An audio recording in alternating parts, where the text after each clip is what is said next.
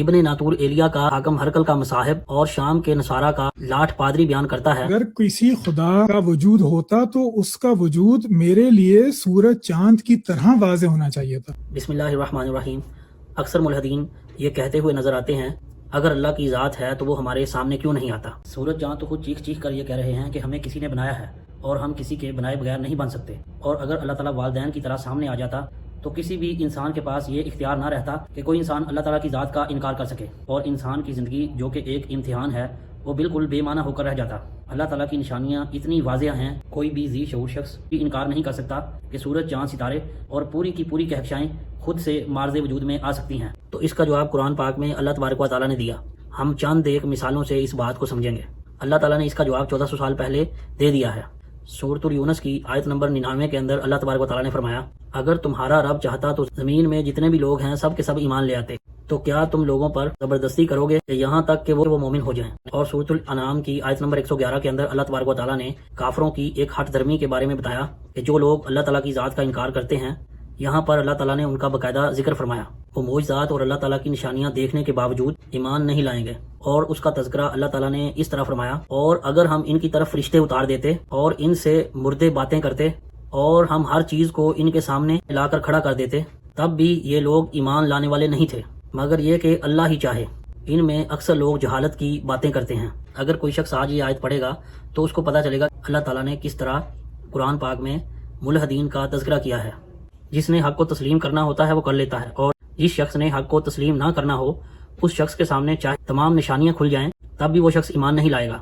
اس کی ایک سب سے بڑی مثال بخاری شریف میں یہ 7 نمبر حدیث ہے، اور حدیث تھوڑی سی لمبی ہے، میں اس کو شارٹ کروں گا۔ اصل میں ہرکل جو تھا وہ ایک نجومی تھا۔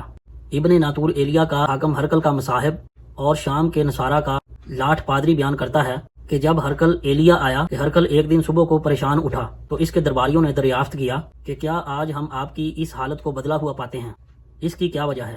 ابن ناتور کا بیان ہے کہ ہرکل ایک نجومی تھا اور علم نجوم میں وہ پوری مہارت رکھتا تھا۔ اس نے اپنے ہم نشینوں کو بتایا کہ میں نے آج رات ستاروں پر نظر ڈالی تو دیکھا کہ ختنہ کرنے والوں کا بادشاہ ہم پر غالب آ گیا ہے، بھلا اس زمانے میں کون لوگ ختنہ کرتے ہیں؟ تو انہوں نے کہا کہ سوائے یہودیوں کے کوئی ختنہ نہیں کرتا، سو آپ ان کی وجہ سے پریشان نہ ہو، اور سلطنت کے تمام شہروں میں حکم لکھ کر بھیج دیا گیا ہے کہ جتنے بھی یہودی ہوں قتل کر دیے جائیں۔ وہ لوگ انہی باتوں میں مشغول تھے کہ ہرکل کے پاس ایک آدمی لایا گیا جسے شاہ غسان نے بھیجا تھا۔ اس نے رسول اللہ صلی اللہ علیہ وسلم کے حالات بیان کیے۔ جب ہرکل نے تمام حالات و واقعات کو سن لیا تو کہا کہ جا کر دیکھو کیا وہ لوگ ختنہ کرتے ہیں یا نہیں۔ انہوں نے اسے دیکھا تو بتلایا کہ وہ ختنہ کیے ہوئے ہیں۔ تو ہرکل نے جب اس شخص سے پوچھا کہ کیا عرب کے لوگ ختنہ کرتے ہیں تو اس شخص نے کہا کہ ہاں، کہ عرب کے لوگ ختنہ کرتے ہیں۔ تب ہرکل نے یہ کہا کہ محمد صلی اللہ علیہ وسلم اس امت کے بادشاہ ہیں جو پیدا ہو چکے ہیں، یہ وہی بادشاہ ہیں جو پیدا ہو چکے ہیں۔ لیکن وہ ابھی بھی اس بات سے مطمئن نہیں ہوا۔ اس نے اپنے ایک دوست کو رومیہ خط لکھا، اور وہ بھی علم نجوم میں ہرکل کی طرح ماہر تھا۔ پھر وہاں سے ہرکل حمص چلا گیا، اور ابھی حمص سے نہیں نکلا تھا کہ اس کے دوست کے خط کا جواب آ گیا۔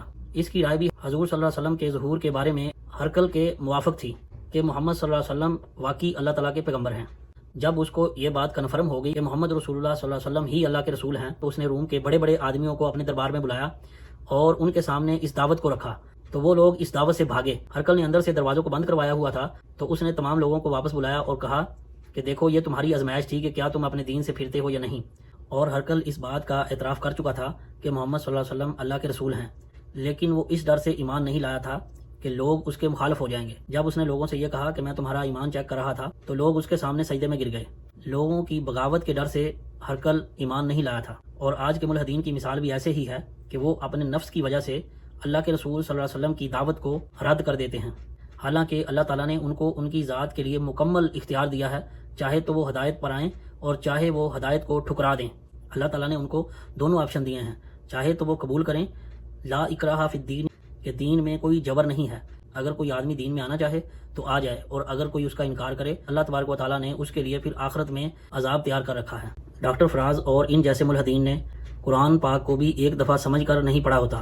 قرآن پاک میں اللہ تبارک و تعالیٰ نے فرمایا فَبِأَيِّ آلَاءِ رَبِّكُمَا تُكَذِّبَانِ، اور پھر تم میری کون کون سی نشانیوں کو جھٹلاؤ گے۔ ان نشانیوں کا اللہ تعالیٰ نے کچھ اس طرح ذکر فرمایا وَالسَّمَاءَ رَفَعَهَا وَوَضَعَ الْمِيزَانَ، قرآن پاک میزان کا ذکر کرتا ہے۔ جدید سائنس بتاتی ہے کہ کائنات نہایت باریک توازن یعنی فائن ٹیوننگ پر قائم ہے۔ اگر کشش ثقل یا دیگر بنیادی قوتوں کی قدر معمولی سی بھی مختلف ہوتی تو سیارے ستارے اور زندگی کے عناصر وجود میں نہ آتے۔